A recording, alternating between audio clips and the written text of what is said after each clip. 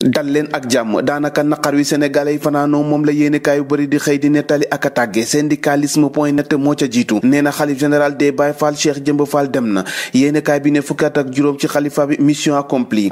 ba mu xëy dëdduñu Le Soleil ca la xëy di dëggal ne Touba ñàkk na seenub soldaar ba jàmbaar te saxoo woon a ndigal loolee la yéenekaay bi di Soleil seede si moom L'Observateur ca la xëy nee na jàmbaaru Cheikh Ibra Fall ba dem na ci juróom-ñeent fukk ak juróom benn atam témoin xëy di témoigner dëddu xalifa des Baye Fall ba noppi di ñu wax kan moo ko di Serigne Amdi Modou Mbenda Fall kooku mooy xalif bu bees bi bu jàmbaaru maam Cheikh Ibrahima Fall source a ci njabootu maam Cheikh Ibrahima Fall lamp joojee la xëy di ñu yeggee faatoob Cheikh Jëmb Fall nee na le xalif des Baye Fall rejoint le ciel ci ciel googee nag yéenekaay bi ne ab leer dina fa bari ndax moom cheikh bi nag lu dul mbirub suñu borom yitteelul ko ñu wax ci li yitteel askan wi ci jamono ji te mooy dundu gu seer gi ndaje ga ñu doon amal niki démb nag ak waa ministère du commerce dogal ya ñu ca jël nag vox populi ca la xëy ak ñun fi mu ne nii la tembe mooy ñu wàññi wala sax ñu dindi fi ba mu set wecc juuti bi ak droit de douane yi ci yenn ci produit yi yéenekaay bi ne jafe-jafe nguur gi nag moo koy fajal boppam Aminata Assome Diatta ci biir yéenekaay bi ne dogal yi le nag dina tax njëgi wàññeeku bu baax a baax bëgg mu wàññeeku moo tax àllajee bu UNACOIS yeesal ne wàllum koom-koom bi nag ab ndëpp national lañ ci war a def ba noppi nag nguur gi yokk app bi suppression juuti bi fii ak janvier 2022 laas yéenekaay ci ndaje boobee la xëy nag tax maître Massokhna Kane xamle ne seenub ndaje boobee nag ndajeb kenn rek la woon yéenekaay bi ne consommateurs yi nag ak seenub jëwriñ nag déggooguñu Aminata Assome Diatta nag moo ngay gaaral waa compagnie sucrière Sénégal ubbil yéenekaay bi di la Le Quotidien ne bu ñu waxee dañu wàññi njëg nag loolee tax mu duppeeku nii de la poudre aux yeux ay yeux nag di bëtam la teg ci njëg yi Aminata Assome Diatta prête à contrôler les prix yi ci élection locale yi nag jar na lu ne Barthélémy Dias ànduk ak gouverneur bu Ndakaaru ngir ñu bañatee joxe ay certificat de résidence loolee tax nag moom Dias mu dal dee daas fanaanal ki daas fanaanal te waxagul kay mooy Déthié Fall yéenekaay bi ne nee na faaleen bi lu muy waajal ndax booba ak léegi waxagul ci coalition bi gaañi na ma taxawal ñu taxaw ci lii Quotidien fekk fa Sonko Ousmane nag moo ngay dànkaafu son excellence nee na naka pare leen te ngeen gis nag ab offensive bu ngeen mës a gis boo moytuwul nag ku jégi daanu gis lu leen bett lool tribune yéenekaay nag moo ngay njort ne ay ndëgg sërëx daal boo moyul daanu leen ko tegal seenub kanam te moo yéenekaay ne bande des quatre un projet morne maanaam daal boobule projet ba ñu ko tuddee ak ba mu faatoo benn la Walfadjri yéenekaay xëy gis beneen nu ku jégoo xamante ne mun naa sonal lool nguuru Sénégal te mooy njëg yu seer crise économique ak mbënd mi teree nelaw askan wi enquête yéenekaay xëy di enquête ci wàlluma ñàkk yi ay médecins ñooy àddu ci biir yéenekaay bi lu yéemee naka la ñu xam ne te mooy gannaaw ñàkk bi naka ba ñu testé gisuñu benn anticorps beneen ba mooy anticorps yi dafa jógee ci 93 daanu si ba 11% waaye nag munees nañoo am zéro anticorps ba noppi naka fàggu ci li nga xamante ni moo di jàngoro ji ndax la ñuy duppee réponse cellulaire lu yéeme la libération yéenekaay xëy ak ñun te mooy benn couple ivoirien la yoon teg loxo la ñu doon defa moo di rek di pikiraate ngir yokk